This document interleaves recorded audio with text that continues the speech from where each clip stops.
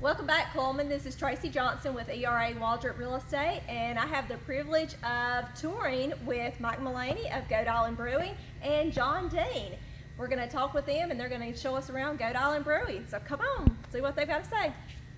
Well, in a minute we will take a little tour, but before we do, I wanted John, who's our Vice President of Sales and Marketing, to talk a little bit about some of our beers, and he's drinking one of our famous beers. Well, this is the one back before 2711. Cullman was devastated by tornadoes. I'm sure everybody remembers that day, but what that brought me was this recipe was in the attic of the local furniture store here in Cullman. So we dug into it. This beer had been brewed in Cullman in the 1880s at Richter Saloon, and just so happened Mike here married Mr. William F. Richter's great-great-granddaughter.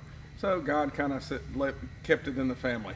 So, just a really cool story how this thing was rebirthed after that many years, lost in an attic.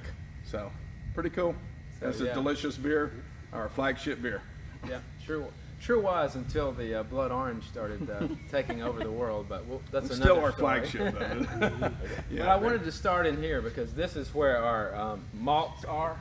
And the malts are basically barleys that have been sprouted, and you can see a lot of those are German. We import them from Germany because a lot of our beers are German in style.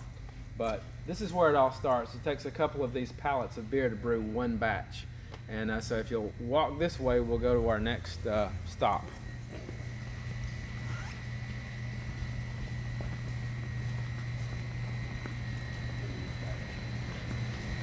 Before we talk any more about the beer, we can talk about a little bit about the wine. We have Gary Miller who makes all of our wine. We don't distribute wine, but we do have wine here in the brewery itself, in the tap room. We serve it, and he makes a variety of wines from different types of muscadine wines to Cabernets and any other kind of California dry wine that you can think of.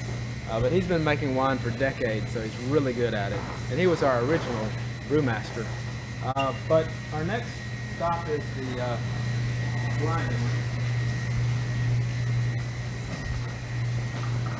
So we start out with those malts in this room, and we grind those malts and to a consistency of about like grits.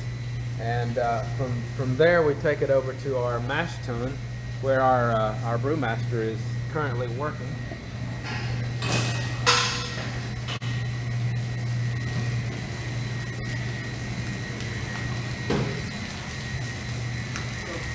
This is Paul White. He's our brewmaster, and he is busy making beer tonight.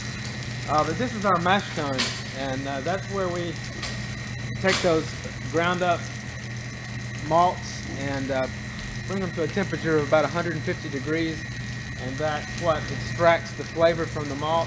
It also activates some enzymes and turns those starches into fermentable sugars, which becomes very valuable when we add the yeast in a few minutes. But come this way. Yeah, it's going to be hot over here.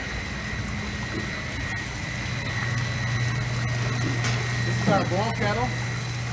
From the mash tun, after about an hour, it goes to the boil kettle. For about another hour to 75 minutes, we boil it, and that's when the hops get added. The hops add the bitterness and some different flavors depending on what type of hop we're adding. Once we've boiled it for the required time, we cool it down through a little heat exchanger here, and cool it all the way down to 65 to 52 degrees depending on what type of beer, and it goes in one of these fermenters.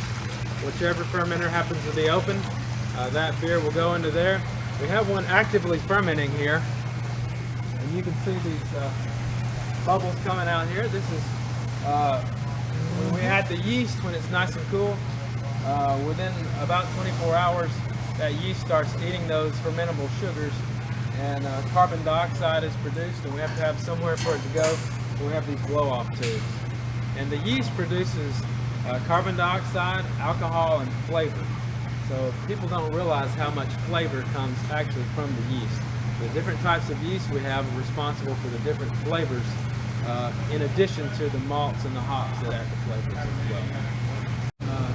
will then absorb that carbon dioxide, and now you've got a carbonated beer.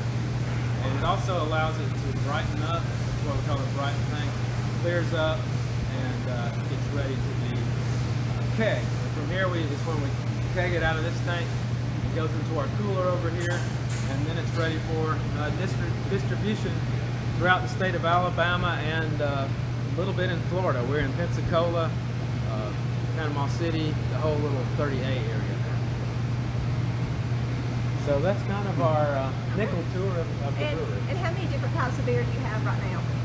We have about 12, 14 different recipes, but we've settled in on about 8 that we actively are selling at this point. And I know it's a huge hit at all the local restaurants. Oktoberfest is coming up. A lot of the events. Second Friday, you always see the Richter beer, and of course the new ones that are coming out. So we look forward to seeing these as we go to some of those events in Cullman. So thanks for visiting with us this afternoon. You guys have a great day.